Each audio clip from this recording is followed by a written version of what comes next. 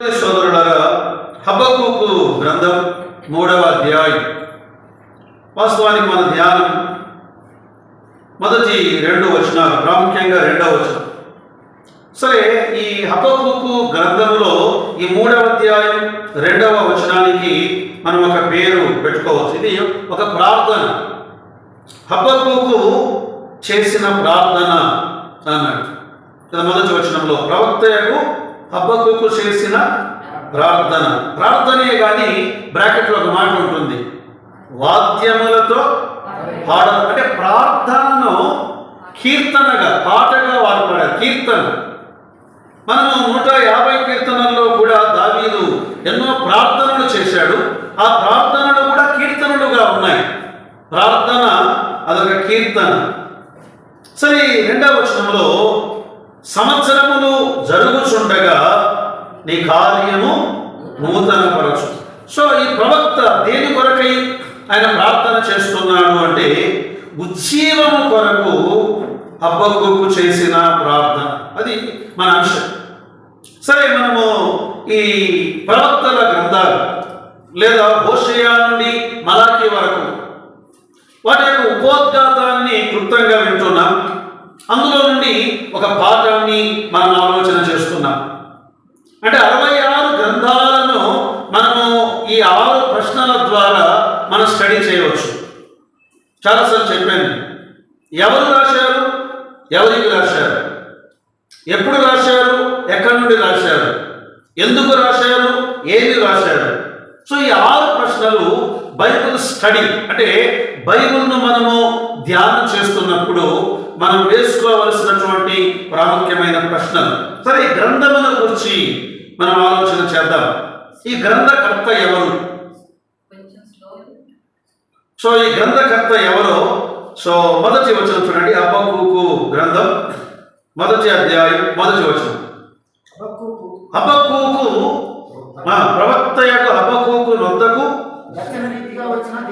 దర్శన రీతిగా వచ్చిన దేవోక్తి అనే మాట. సో ఈయన ఎవరు అంటే ఊరి పేరు మాత్రమే ఉంది, ఏ ఊరు వ్రాయబడలేదు, తండ్రి ఎవరు వ్రాయబడలేదు. ఈయన గలిలయ ప్రాంతమునకు చెందినవాడా, యూదయ ప్రాంతమునకు చెందినవాడు. వాస్తవానికి ఈ ప్రవక్తలు ఉన్న కాలంలో 2 భాగాలు, పైన ఉత్తర రాజ్యము, కింద దక్షిణ రాజ్యం. అంటే ఉత్తర రాజ్యమునకు చెందినవాడా, దక్షిణ రాజ్యమునకు చెందినవాడా, ఇవన్నీ మనకు మొదటి వచనంలో లేవు. కానీ ఈ ప్రవక్త ఎవరు, ఎక్కడివాడు, ఎలాంటివాడు, ఈ విషయాలన్నీ మనం తెలుసుకోవాలంటే ఈ 3 అధ్యాయాలు, చిన్న పుస్తకమే, మాటి మాటికి మనం చదివినప్పుడు ఈ ప్రవక్తను కూర్చిన సంగతులు మనం వినగలం. మంచిది. ఈ గ్రంథకర్త పేరు హబక్కూకు అనే మాటకు అర్థం ఏమిటి అంటే కౌగిలించుకొనుట అని అర్థం. ప్రేమతో కౌగిలించుకొనుట అంటే హీబ్రూ క్రియాపదం. అని నామవాచకమే కానీ అందులో క్రియ ఉన్నది. కౌగిలించుకొనుట అంటే ఇతడు 2 విషయాలను కౌగిలించుకున్నాడు అని బైబిల్ పండితులు సెలవిస్తున్నారు. 2 విషయాలను కౌగిలించుకున్నట్టు అంటే ఒకవైపు దేవుని కౌగిలించుకున్నాడు, మరోవైపు దేవుని ప్రజలను కౌగిలించుకున్నాడు.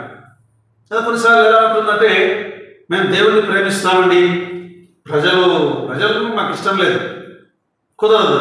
మరి కొంతమంది ఏమంటారు, మేము ప్రజలను ప్రేమిస్తున్నామండి, దేవుణ్ణి ప్రేమించలేమంటున్నారు. కానీ 2 సమన్వయముగా ఉండాలి. నిజమైనటువంటి ఒక విశ్వాసి దేవుణ్ణి ప్రేమిస్తున్నాడు అంటే తోటి విశ్వాసులను ప్రేమించాలి. కనబడని దేవుణ్ణి ప్రేమిస్తున్నాడు అని కనబడే విశ్వాసిని ప్రేమించకపోతే, కాబట్టి ఇతడు ఇద్దరిని కౌగిలించుకున్నవాడు. కదా 3వ అధ్యాయం 1వ వచనంలో కూడా ప్రవక్త యొక్క హబక్కూకు చేసిన ప్రార్థన అన్నాడు, వాద్యములతో పాడదగినది. అంటే ఇతడు పాట పాడుతున్నాడు అంటే ఇతడు సంగీతమును తెలిసిన ఒక సంగీతకారుడు, కీర్తనాకారుడు. ఆయన కీర్తనను మనం గమనిస్తున్నప్పుడు ఇతడు దేవాలయంలో కీర్తనలు పాడే వారిలో ఒకడు అని పండితులు వివరిస్తున్నారు. 2వ అధ్యాయం 1వ వచనం కూడా చూడండి. ఈయన ఏం చేస్తున్నాడు? ఆయన నాకు ఏమి సెలవిచ్చునో నా వాదము విషయమై నేనేమి చెప్పుదునో చూచుటకై నేను నా కావలి స్థలము మీదనో గోపురము మీదనో కావలి స్థలము మీదనో గోపురము మీదనో అంటే కావలి స్థలము మీద నిలబడేవారు, గోపురం మీద నిలబడేవారు. సామాన్యమైన ప్రజలు అక్కడికి వెళ్ళడానికి వీల్లేదు. దేవాలయం ఉన్నది, దేవాలయం పైన కావలి స్థలం ఉన్నది, ప్రార్థన శిఖరం ఉన్నది, ప్రార్థన గోపురం ఉన్నది. అక్కడికి ఎవరు వెళ్తారు అంటే యాజకులు మాత్రమే వెళ్తారు. సో ఇలా మనము డిగ్గింగ్ తవ్వినప్పుడు ఇతడు యెరూషలేములో ఉన్నవాడు, దేవాలయం దగ్గర ఉన్నవాడు, ఇతడు కీర్తనాకారుడుగా ఉన్నవాడు, ఇతడు యాజకుడుగా ఉన్నవాడు. సో ఇవన్నిటినీ మనం సమన్వయపరిచినప్పుడు ఇతడు యూదయా ప్రాంతమునకు చెందినవాడు. ఇతడు యాజక బృందములో ఒకడుగా ఉన్నవాడు. యాజకుడు ప్రవక్త. దేవుడు యాజకులలో నుండి ప్రవక్తలను లేవనెత్తాడు, రాజుల కుటుంబములో నుండి ప్రవక్తలను లేవనెత్తాడు. మాత్రమే కాదు, సామాన్యమైన రైతులలో నుండి ప్రవక్తలను ఆయన లేవనెత్తాడు. మన మెరుగుదు ఎస్కేల్ యాజకుడు ప్రవక్త, హబక్కూకు యాజకుడు ప్రవక్త, యెషయా రాజకుటుంబమునకు చెందినవాడు, ఆయన ప్రవక్త. ఆమోసు ఒక పొలములో మేడి పండ్లు ఏరుకునేవాడు, అంటే రైతు, ప్రవక్త. దేవుడు తన పని కొరకై ఆయన ఎవరినైనా వాడుకుంటాడు. అయితే వారు ఏం చేయాలి? అందుబాటులో ఉండాలి. ఇప్పుడు ఉదాహరణకు మనం కొన్ని పనులు చేయాలి, మన దగ్గరలో ఏ బ్రదర్ ఉంటే ఆ బ్రదర్కి అప్పగిస్తాం. లేదు ఒక వ్యక్తే రావాలి, ఆయన కొరకు వెయిట్ చేయాలి అంటే he is not available. He is able but not available. సమర్థుడే కానీ మన చేతికి దొరకడు. దేవుడు కూడా తన చేతికి ఎవరైతే అందుబాటులో ఉంటారో వారిని తీసుకొని తన పని కొరకై ఆయన వాడుకునేవాడు. అందుకొరకు మనం కూడా, ప్రభువా నేను నీకు అందుబాటులో ఉండడానికి నాకు సహాయం అంటే దేవునికి దగ్గరగా ఉండాలి, దేవుని చేతికి అందుకునేంత దగ్గరగా ఉండాలి. సో ఒకటి ఎవరు రాశారు, ఆయన పేరు, ఆయనను గురించిన కొన్ని సంగతులను మనము వినగలిగాం. మాత్రమే కాదు, ఎవరికి రాశాడు మనము చాలాసార్లు చెప్పుకున్నాం. పాత నిబంధన గ్రంథాలంతా యూదులకు, ఇశ్రాయేలు ప్రజలకు ఆనాడు రాయబడ్డాయి. ఆది కాండము నుండి మలాకి గ్రంథం వరకు. రోమాపత్రిక 3వ అధ్యాయం మొదటి 2 వచనాలు మనం ప్రతి పాత నిబంధన గ్రంథాన్ని చదువుకునే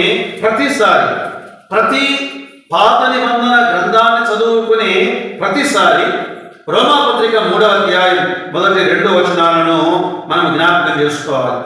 అట్లయితే యూదునికి కలిగిన గొప్పతనమేమి, సున్నతి వలన ప్రయోజనమేమి, ప్రతి విషయమందును అధికమే. మొదటిది దేవోక్తులు యూదుల పరము చేయబడెను. దేవోక్తులు అంటే దేవుని వాక్కులు. ఆది కాండము 1వ అధ్యాయము నుండి మలాకి గ్రంథం ఆఖరి అధ్యాయం 4వ అధ్యాయం వరకు అవి యూదులకు ఇవ్వబడ్డాయి. మరి మనకేంటి ప్రయోజనం? ఇందులో మనకేం పాఠం? కొంతమంది ఏమంటున్నారు, పాత నిబంధన మనకు కాదు అనేవారు ఉన్నారు, కొత్త నిబంధన మాత్రమే మనకు అనేవారు ఉన్నారు. దీన్ని కూడా మనం చెప్పుకున్నాం. కొరింథీ మొదటి పత్రిక 10వ అధ్యాయం 11వ వచనంలో, అధ్యాయం 10 వచనం 11, ఈ సంగతులు దృష్టాంతములుగా వారికి ఎవరికి? ఇశ్రాయేలు జనాంగం, పట్టణానికి ఆయన రాస్తూ ఇశ్రాయేలీయుల ప్రయాణాన్ని గురించి రాశాడు. వారు ఎర్ర సముద్రాన్ని దాటారు, మేఘం క్రింద నుండి వెళ్ళారు, ఒకే పానము చేశారు, ఒకే ఆహారమును భుజించారు.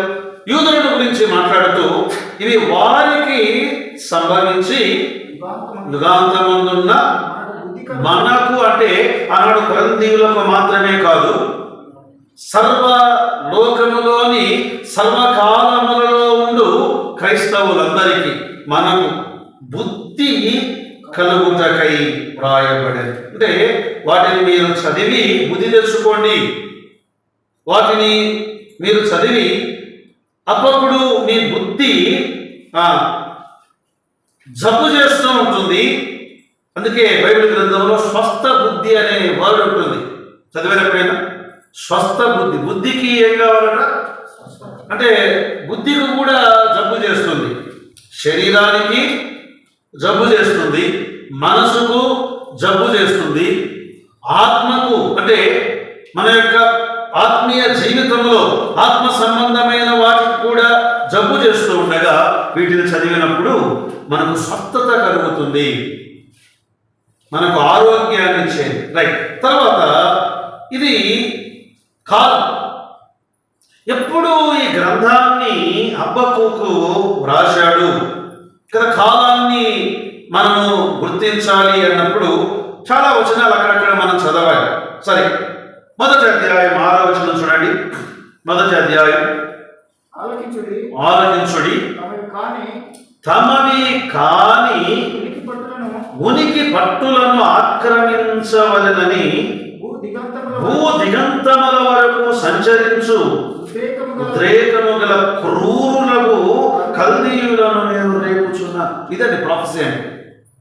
ఇంకా బబులోను, ఈ కల్దీయులు, ఆ సామ్రాజ్యము, ఆ యొక్క సామ్రాట్టు నెబుకద్నెజర్ ఆయన దండెత్తి అశ్షూరు రాజ్యమును జయించక ముందు, ఇంకా ఆయన యూదా ప్రజలను జయించక ముందు దేవుడు అంటున్నాడు, నేను కల్దీయులను రేపుచున్నాను.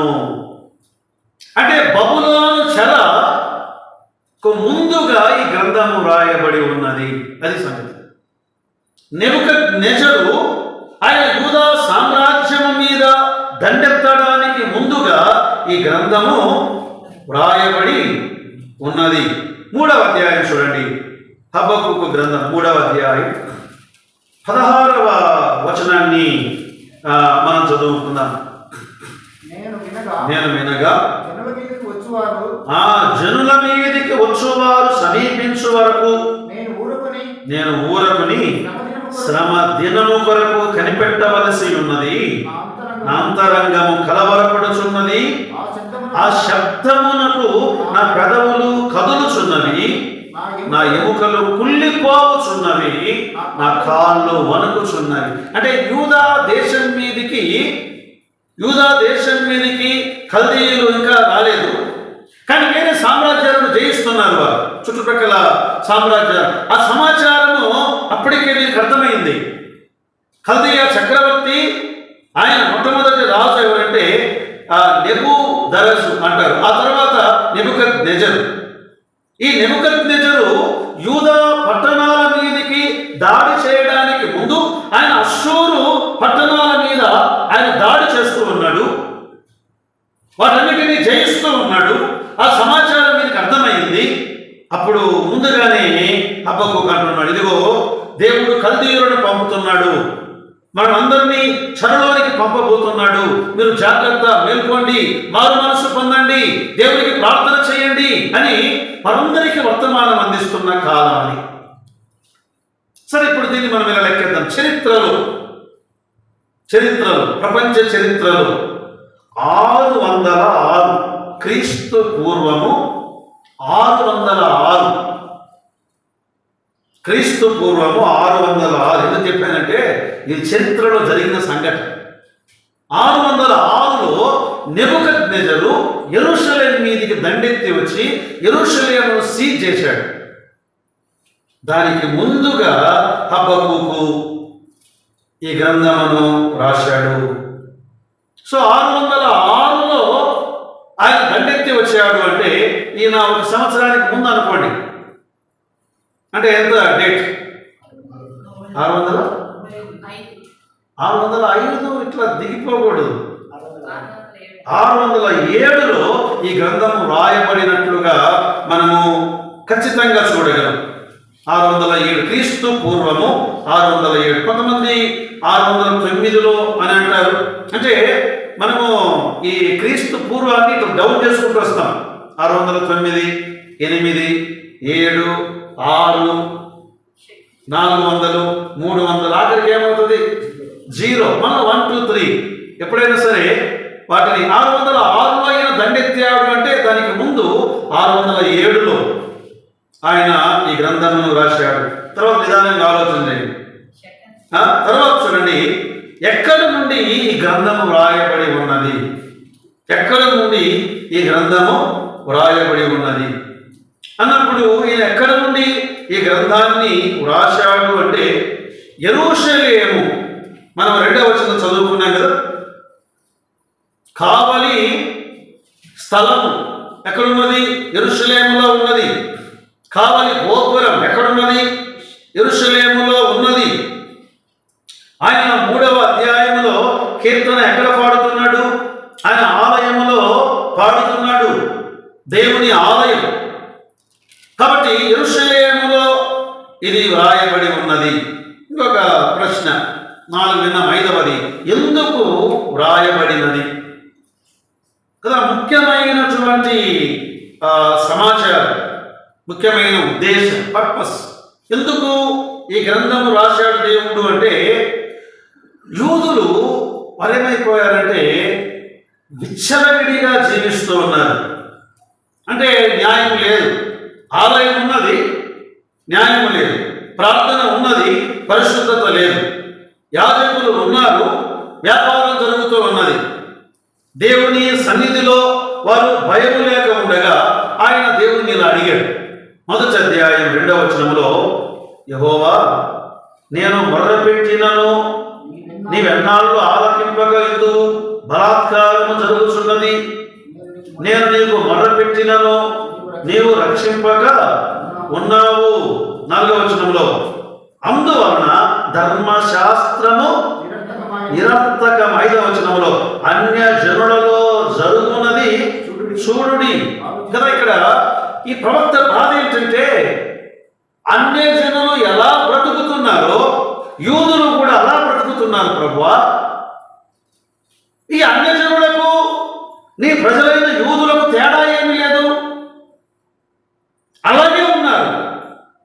ఇక ఎన్నాళ్ళ మీదనే అలాగే ఉండనిస్తావు అని దేవుడు అడుగుతున్నాడు. ఎంతమంది ప్రవక్తలు వచ్చారు కానీ మార్పు లేదు కదా. మనం కూడా చాలాసార్లు చాలామంది 100 సంవత్సరాలుగా దైవ సేవకులు గొంతు చించుకొని అరుస్తూనే ఉన్నారు. ఏమని? పెళ్లిళ్ళలో లోకాచారాలు వద్దు, అసలు పాంప్లెట్లు వేసి ప్రకటించారు కొంతమంది సేవకులు. అయినా మేము వినము అని దానికి ఇక కళాఖండిగా ఆలయమే, తర్వాత లోకాచారాలే, కట్టేది కట్టేదే, చేసేది చేసేదే అని ఈ లోక ఆచారాలు అంటే లోకానికి మనకు తేడా ఏమీ లేనట్లుగా మనం జీవిస్తూ ఉన్నాం కదా. ఆనాడు కూడా అలా ఉండగా ఆయన అడిగాడు, ప్రభువా, మీ ప్రజలు ఎందుకు ఇలా ఉన్నారంటే దేవుడు ఒక జవాబు ఇచ్చాడు. ఏమిటా జవాబు అంటే 6వ వచనంలో, నేను కల్దీయులను రేపుచున్నాను. దేవుడు ఇచ్చిన జవాబుకు ప్రవక్త ఒకసారి వణికిపోయాడు. ఏంది ప్రభువా, నీ ప్రజలను శిక్షించటానికి ఈ కల్దీయులను పంపుతున్నావా? ఈ క్రూరమైన వారు. అసలు కల్దీయులు వచ్చారు అంటే అర్థమేమి? ఇంకేమి ఉండదు. శవాలు కుప్పలు, నిప్పు పెట్టడమే, మనుషులకు నిప్పు పెట్టడమే, ఆలయాలకు నిప్పు పెట్టడమే, ఆఖరికి ఇక పట్టణాలని ధ్వంసం చేయడం. చాలా క్రూరమైనటువంటి రాజు నెబుకద్నెజరు. క్రూరుడు.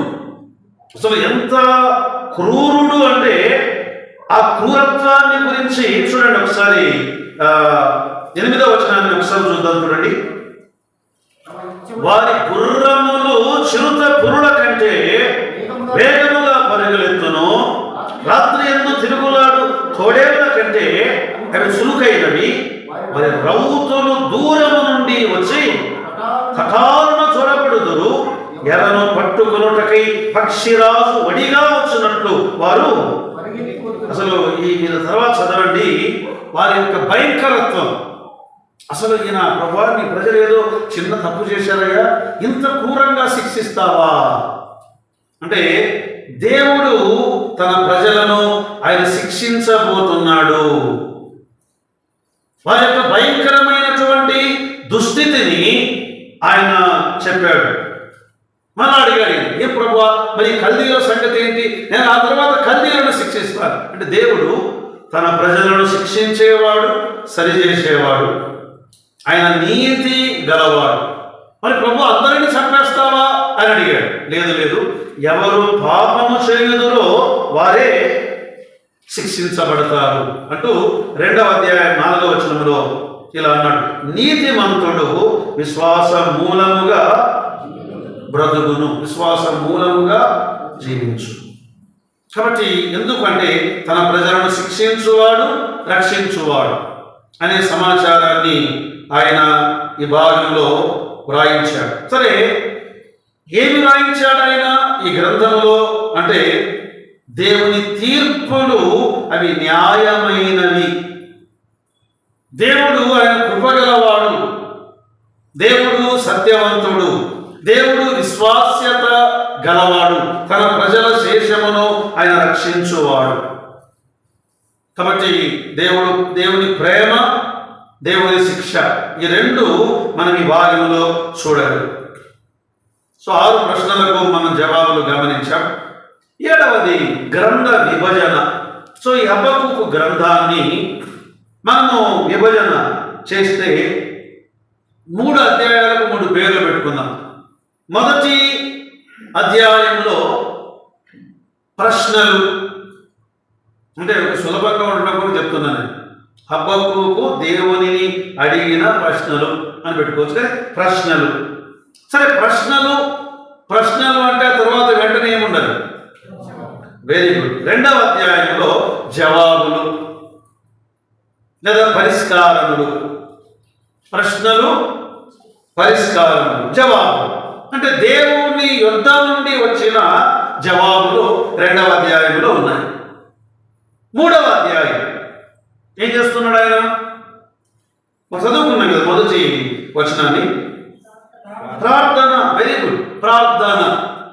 సో ప్రశ్నలు మొదటి అధ్యాయం, జవాబులు అని పెట్టుకోండి, లేదా పరిష్కారములు 2వ అధ్యాయం, ప్రార్థన 3వ అధ్యాయం. ప్రవక్త ప్రశ్నలు, ప్రభువు పరిష్కారములు, ప్రవక్త ప్రార్థన లేదా స్తుతి ఆరాధన.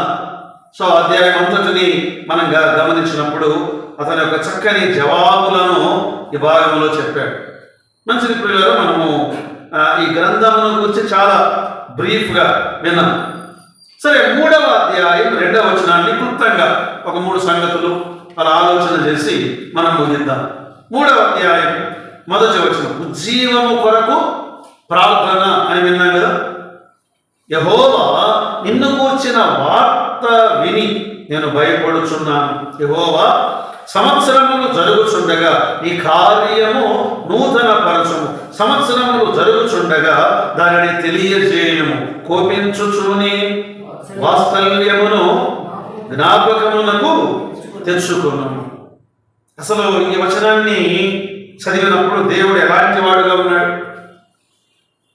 దేవుడు ఒక తండ్రి వంటి వాడు. Is like a father. తండ్రి లేదా ఒక తల్లి పిల్లల మీద వారు కోపిస్తారు, కానీ కయ్యను వంటి కోపము కాదు. కయ్యను కోపించాడు, తమ్ముని చంపేశాడు. కానీ దేవుడు కోపించి మరణ తర్వాత దగ్గర తీసుకుంటాడు, వాస్తవ్యతను చూపిస్తాడు. కోపం ఉన్నది వాత్సల్యత ఉన్నది. దేవుడు ఒక తండ్రి పోలికలో ఈ వచనంలో ఉన్నాడు. అంటే దానివల్ల మీరు అదొక స్టడీ చేయొచ్చు.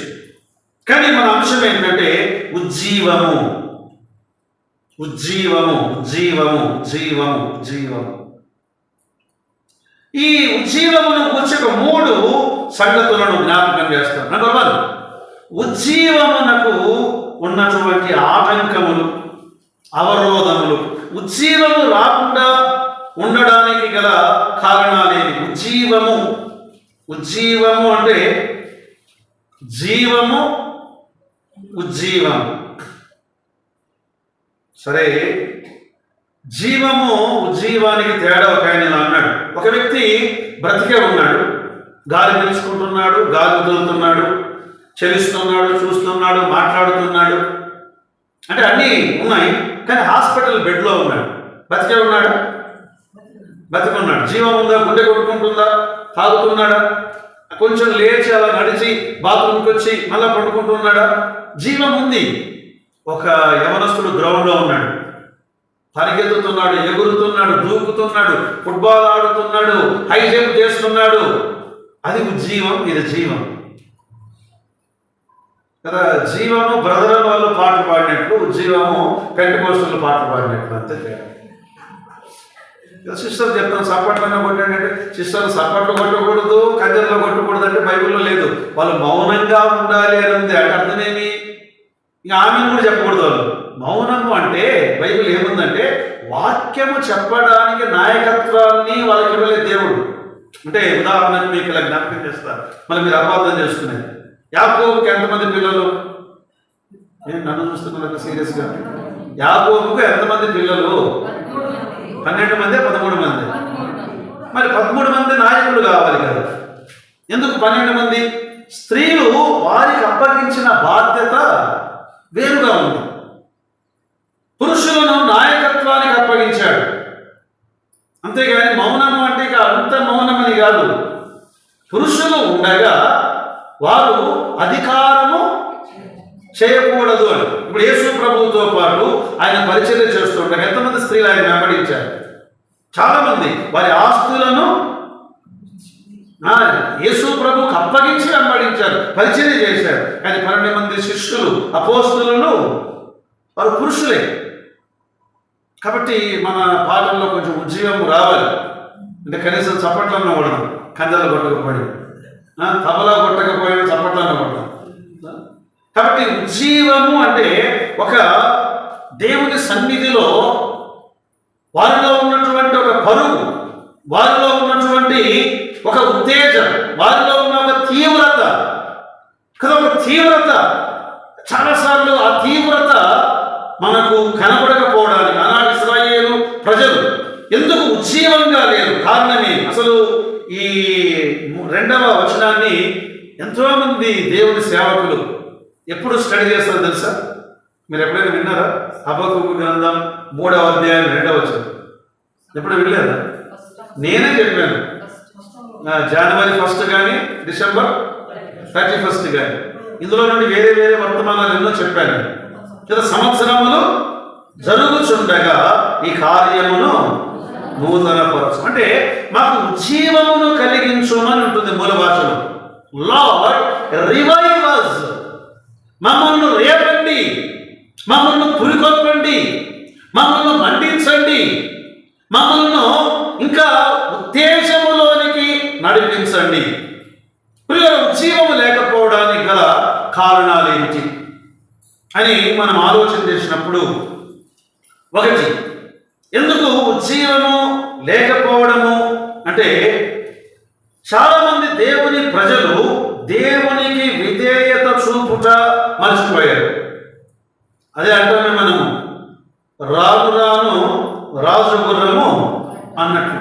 అంటే ప్రారంభంలో ఈ సిస్టర్ చాలా ప్రార్థనాపరురాలు, డైలీ వాక్యం చదివేవారు, లేదా బ్రదర్ చాలా ఆసక్తిగా ఉండేవాడు. ఏమైంది అంటే చాలా మంది ఏమంటామంటే నా కుటుంబ పరిస్థితులు, మాకున్న చుట్టూ ఉన్న ప్రభావాలు, నేను అలా అయిపోయాను. అలా అయిపోవడానికి వీల్లేదు.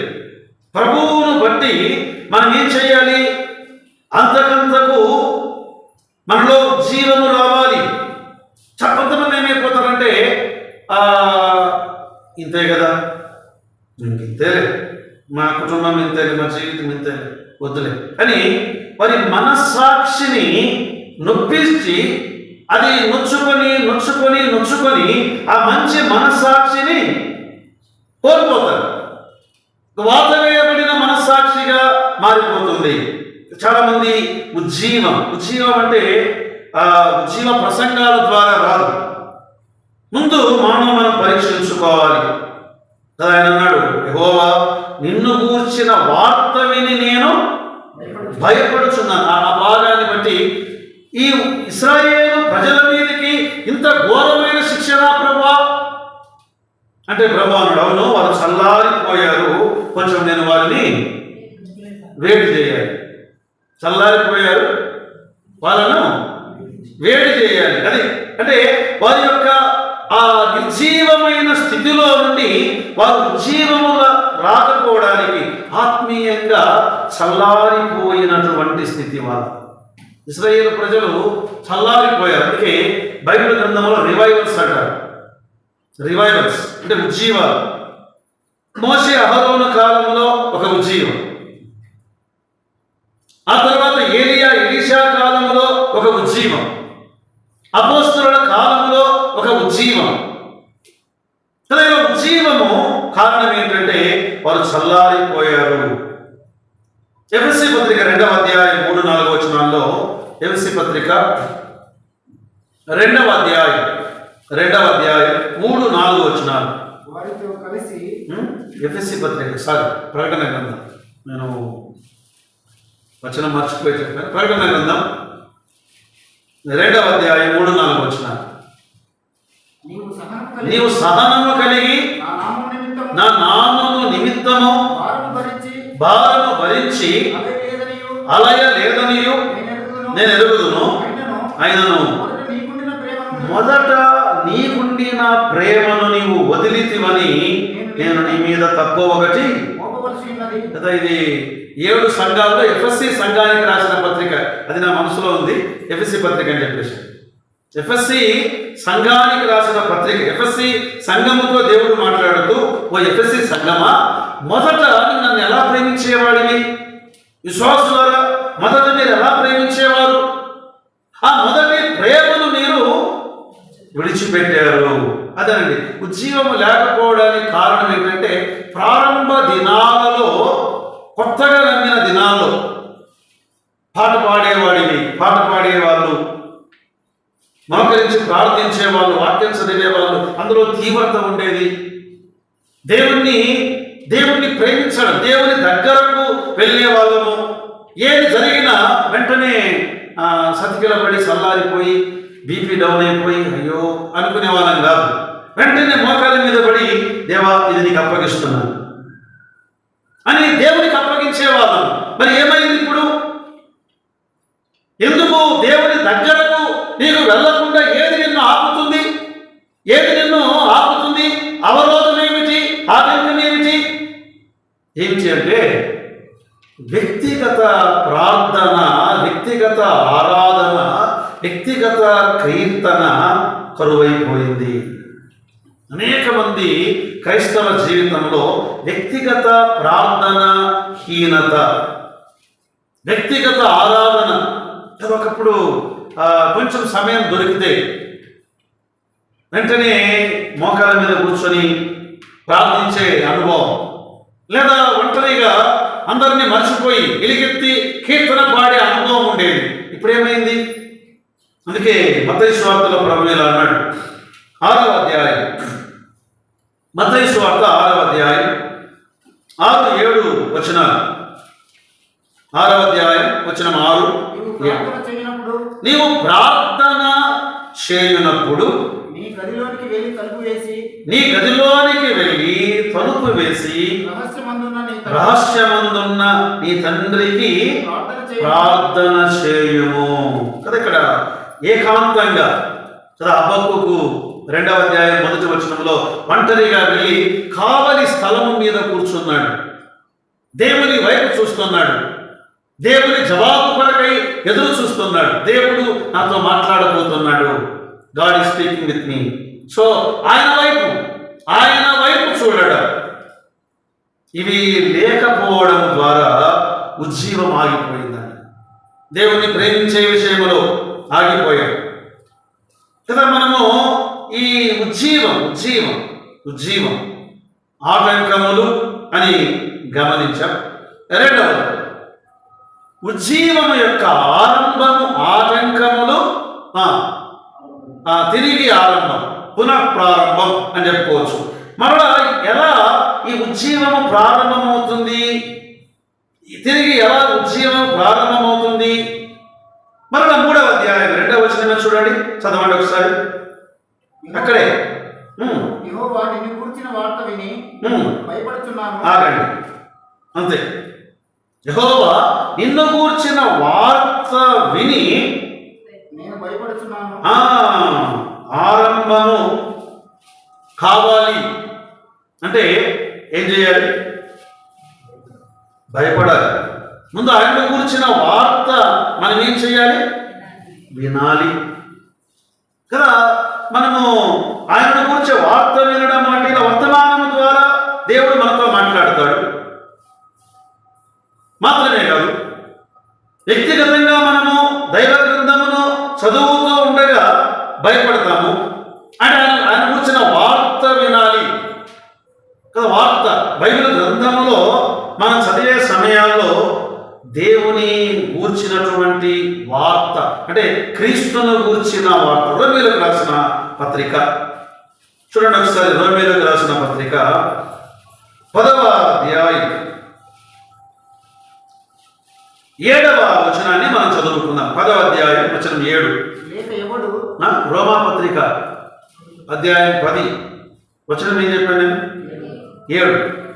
కాగా వినుట వలన విశ్వాసము కలుగును, వినుట క్రీస్తును గూర్చిన మాట వలన కలుగు. రోమా పత్రికలో మనం గమనిస్తుండగా 10వ అధ్యాయం 7వ వచనంలో వినుట 17 కదా, అది క్షమించండి, ఇక్కడ మన బైబిల్లో 7 అని ఉంది, 1 ఎగిరిపోయింది. 17వ వచనం. కాగా వినుట వలన విశ్వాసము కలుగును, వినుట క్రీస్తును గూర్చిన మాట వలన కలుగును. కాబట్టి మనం ముందు దేవుని వాక్యమును వినాలి. విన్నప్పుడు మనం దేవునికి భయపడతాం. అందుకే యెషయా గ్రంథం 66వ అధ్యాయం 2వ వచనంలో ఏమన్నాడు? 66:2 అవన్నీ నా హస్తకృతములు అవి నా వలన కలిగినవని యెహోవా సెలవిచ్చుచున్నాడు. ఆ తర్వాత ఎవడు దీనుడై నలిగిన హృదయము గలవాడై నా మాట విని వణుకుచుండును. బైబిల్ స్టడీ అన్నప్పుడు అక్కడ ఎన్ని పదాలు ఉన్నాయి? అదే మనం స్టడీ కొరకు వచ్చాం కాబట్టి ఎన్ని విషయాలు దేవుడు మాట్లాడుతున్నాడు. దీనుడై నెంబర్ 1, నెంబర్ 2 నలిగిన హృదయము గలవాడై, నెంబర్ 2, నెంబర్ 3 విని, నా మాట విని, నెంబర్ 4 వణుకుచుండును కదా. ఇలా మనము వాటిని విభజించుకోవాలి. బైబిల్ అందులో ఆత్మీయమైన భావాలు ఉన్నాయి. అయితే మనకు కావాల్సిన మాట ఏంటంటే వణుకుచుండును, భయపడుచుండును. ఉజ్జీవము ఆరంభం కావాలి అంటే ఎవరికి భయపడాలి? దొంగలక? ఎవరికి భయపడాలి? పోలీసులకు? ఎవరికి భయపడాలి? కుక్కలక? ఎవరికి భయపడాలి? డాడీక? ఎవరికి భయపడాలి? మమ్మీక? ఎవరికి భయపడాలి కదా. ఇవన్నీ దొంగలకు భయపడతాం, లాక్ చేసుకుంటాం రాత్రి. కుక్కలకు భయపడి కుక్కలు ఎక్కడ ఉన్నాయో ఆ దారి నుండి దూరంగా తిరిగి వస్తాం. డాడీ వస్తున్నాడు, మమ్మీ వస్తుందంటేనే ఏవేవో సర్దుకొని భయపడతాం. అది దేవునికి భయపడుట ఉజ్జీవము యొక్క ఆరంభము. ఉజ్జీవము యొక్క ఆటంకాలు గమనించాము. ఆరంభం ఎలా ఆరంభం అవుతుంది అంటే మనము దేవునికి భయపడుట ద్వారా ఆరంభం అవుతుంది. ఉజ్జీవము యొక్క అంతిమ ఫలితం మూడవది చెప్పుకొని ప్రార్థన చేద్దాం. ఉజ్జీవం యొక్క ఆఖరి ఫలితం రిజల్ట్ ఏంటి చూడండి. రెండవ వచనం మరలా మనం చదువుకుందాం. యెహోవా నిన్ను గూర్చిన వార్త విని నేను భయపడుచున్నాను. యెహోవా సంవత్సరములు జరుగుచుండగా ఈ కార్యము నూతనపరచుము. సంవత్సరములు జరుగుచుండగా దానిని తెలియజేయము. కోపించుచూనే వాత్సల్యమును చాలు. సో ఇది ఆఖరి రిజల్ట్. ఉజ్జీవము యొక్క ఫలితం ఏమిటి అంటే దేవుని కోపము, దేవుని వాత్సల్యత. అంటే ప్రేమకు మించినది. వాత్సల్యత అనే ఈ పదం బిడ్డల ఎడల తల్లి చూపించేటువంటి ప్రేమకు వాడినప్పుడు ఈ పదాన్ని వాడతారు. అంటే తల్లి వాత్సల్యత ఎంత గొప్పగా ఉంటుందో దేవుడు కూడా ఆయన వాత్సల్యతను చూపించేవాడు. అయితే రెండు ఉన్నాయండి ఇక్కడ దేవుని దగ్గర. కోపం ఉన్నది, వాత్సల్యత ఉన్నది. అంటే ఆయన దగ్గర శిక్ష ఉన్నది, ఆయన దగ్గర క్షమాపణ ఉన్నది. ప్రేమ, శిక్ష, క్షమాపణ రెండు. అందుకే యేసు ప్రభు వారిని గురించి కొత్త నిబంధనలో వ్రాసినప్పుడు యోహాను సువార్త 1వ అధ్యాయం 14వ వచనంలో ఒక మాట ఉంది. ఏమొచ్చే మాట? ఆ వాక్యము శరీరధారి అయి కృప సత్య సంపూర్ణుడు. అంటే కృపలో ఆయన సంపూర్ణుడు, సత్యములో ఆయన సంపూర్ణుడు. ఇది యేసు ప్రభు. అంటే మన సత్యమును ఆయన చూపించేవాడు, అదే సమయంలో ఆయన కృపను చూపించేవాడు. మానవుడు పాపమునకు వచ్చు శిక్ష మరణము. ఆ మరణాన్ని ఆయనే భరించాడు. అంటే సత్యమును నెరవేర్చాడు ఆయన. అదే సమయంలో దేవుడు లోకమును ఎంతో ప్రేమించాను. ప్రేమ క్షమించేది. కలువరిలో సర్వమానవాదిని ఆయన క్షమించాడు. ఈ రెండు మన ప్రభువులో మనం చూడగలం. అందుకే ప్రభువు దగ్గరకు మనము రావడానికి ఎన్నడూ కూడా భయపడకూడదండి. ఆయన వాత్సల్య సంపూర్ణుడు. ఆఖరిగా ఒక వచనం చదువుకొని ప్రార్థన చేద్దాం. 78వ కీర్తనల గ్రంథం 78వ కీర్తన 38వ వచనం చూడండి. 78:38. అయితే ఆయన వాత్సల్య సంపూర్ణుడై వారిని నశింపజేయక వారి దోషము పరిహరించువాడు తన ఉగ్రతను ఏమాత్రము రేపు కొనక. చదివింది రైటే, నేను అలా చెబుతూ ఉంటాను అంతే. ఏం చేస్తాడట కదా, కొన్నిసార్లు ఏం చేస్తాం, చెయ్యెత్తి అని పట్టడానికి వెళ్ళి ఏం ప్రయోజనం నిన్ను కొట్టి అని ఆ చేతిని అలా దించుకుంటాడే, అలా అన్నమాట. అంటే కోపమును ఆయన అనుసుకుంటున్నాడు. ఎన్నిసార్లు అట? పలుమార్లు. అంటే 100, 1000, లక్షల. ఎన్నిసార్లు ఆయన నీ విషయమై నా విషయమై కోపాన్ని అనుసుకున్నాడు ఆయన. ఒకవేళ ఆయన దెబ్బపడింది అనుకో, పరదేశులము ప్రియులారా మన పురం ఇది కాదు, ఇంకా వెయిట్ చేస్తున్నాడు ఆయన. Is waiting. అంటే ఇంకా నా బిడ్డ నా దగ్గరకు తిరిగి వస్తాడేమో చూసి చూసి చూసి ఆఖరికి ఒక దెబ్బ వేస్తాడు అంతే. Chapter close. అంటే భూమి ఉంటుంది, విశ్వాసులు ఉంటారు, సంఘం ఉంటుంది, మనం ఉన్నాం, చెప్పడానికి ఉన్నాం, చేయడానికి ఉన్నాం. అందుకే మనకు దేవుడిచ్చిన కాలంలోనే ఆయన వైపు మన్నుకోవాలి. అదే ఉజ్జీవము అంటే. తిరిగి ఆ ప్రార్థన, తిరిగి ఆరాధన, తిరిగి దేవునికి భయపడుట, దేవునితో ఏకాంతంగా గడుపుట. అందుకే ఇవన్నీ విన్న తర్వాత హబక్కూకు ఏమంటాడు తెలుసా?